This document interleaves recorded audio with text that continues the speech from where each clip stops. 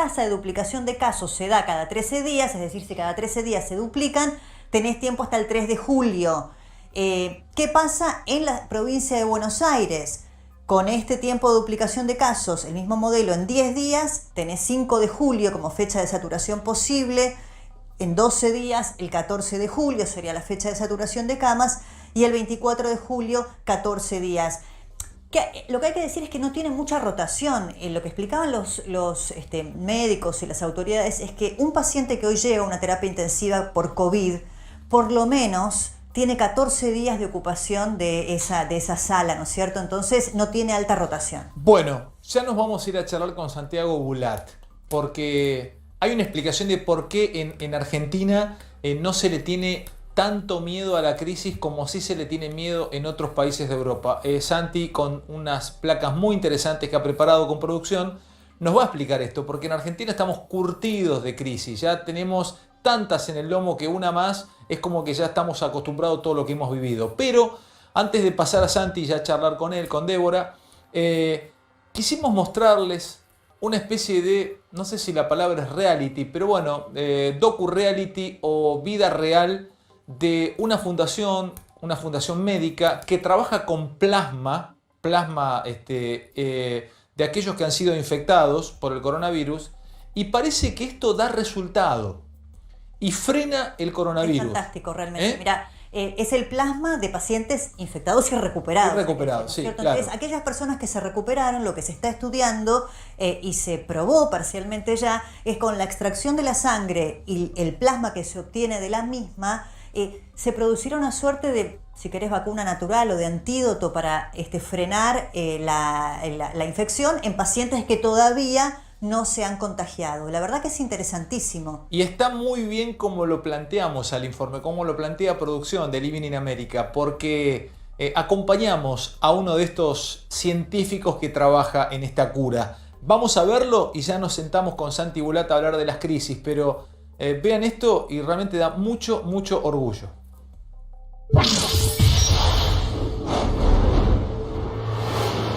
Soy el doctor Gonzalo Pérez Marc, subdirector del Departamento Materno-Infantil del Hospital Militar Central, médico pediatra y coordinador general del estudio de plasma del doctor Pollack. Este es el estudio fuera de los que organizan las industrias farmacéuticas a nivel mundial. Es probablemente el estudio más grande y mejor diseñado en el que yo he participado en mi vida. Bueno, este es un estudio en el que intentamos evaluar la eficacia, es decir, si funciona o no, de la administración de plasma de pacientes convalecientes por COVID, o sea, que hayan tenido la enfermedad y que ya estén mejorados y negativizados, evitar el pasaje de la enfermedad leve a grave en adultos mayores. Es decir, tratar de dejar que el COVID sea un catarro febril y no mucho más que eso, digamos, evitar las consecuencias graves. Si uno lograra eso, entonces estaría aportando una herramienta muy importante en evitar que los pacientes de mayor riesgo pasaran a un estado de gravedad, lo cual creo que cambiaría bastante la ecuación de cómo se trata y cómo funciona hoy el sistema sanitario para dar cobijo a todos esos pacientes. Con el plasma lo que se hace es, primero hay que juntarlo, o sea, primero hay que juntar plasma de pacientes convalecientes, tiene todos unos procesos de seguridad, de hemoterapia, que hay que cumplir a rajatabla, y después se dividen en dos grupos, es decir, el plasma se deja para el 50% de los pacientes y el otro 50% de los pacientes recibe solución fisiológica. Todo esto es en lo que se llama un proceso de doble ciego, es decir, los médicos tratantes y los pacientes que reciben el plasma son ciegos respecto de lo que reciben, es decir, ellos no saben si el paciente está recibiendo plasma o está recibiendo lo que se llama placebo. Y el equipo que prepara los plasmas, que los distribuye y que prepara y hace que todo esto esté de alguna forma enmascarado para que no se sepa, es el que conoce todo esto, pero que no opina sobre el paciente ni tiene contacto en la historia clínica del paciente ni sobre los datos. Esto garantiza la objetividad. Es un diseño de una investigación científica que trata de cumplir con todas las características que tiene que tener un estudio para lograr dar mucha evidencia científica. Este es un estudio que nosotros estamos iniciando en estos días. Estuvimos terminando de formar a los centros.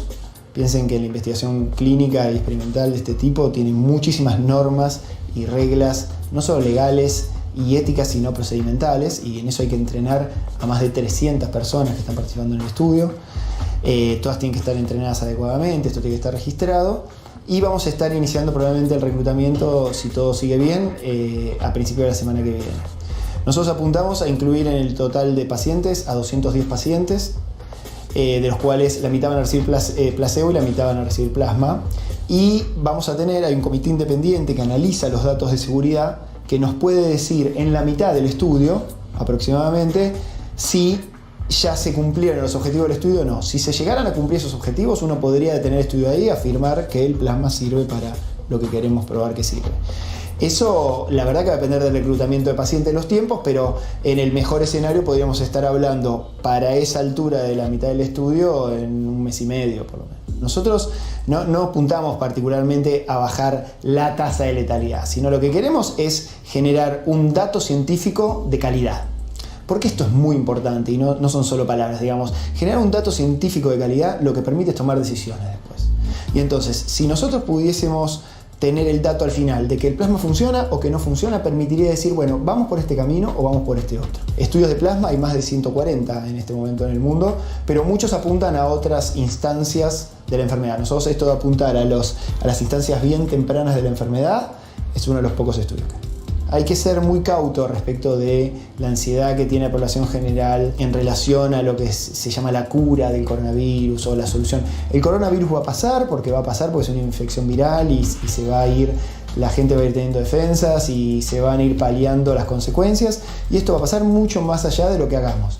Pero tener herramientas tempranas, herramientas que sean de seriedad, digamos, que puedan ser aplicadas para cambiar normas, para decidir terapéuticas o métodos diagnósticos o tomar decisiones epidemiológicas, me parece que es muy importante. Y eso sí lo podemos hacer, y acá en la Argentina se está haciendo en un montón de lugares. Se está trabajando en conjunto con la utilización de los plasmas que está donando. Hay mucha gente donando, nosotros tenemos gente que ha venido a donar 2-3 veces, gente que ha donado más de 1,5 litros de plasma. Es una muestra de cómo cuando se trabaja realmente a nivel transversal en el Estado, a nivel privado, a nivel nacional, pero a nivel también municipal y con la afluencia de diferentes agentes, las cosas, si se hacen organizadamente y en forma seria a nivel científico, se hacen muy bien y tienen buenos resultados.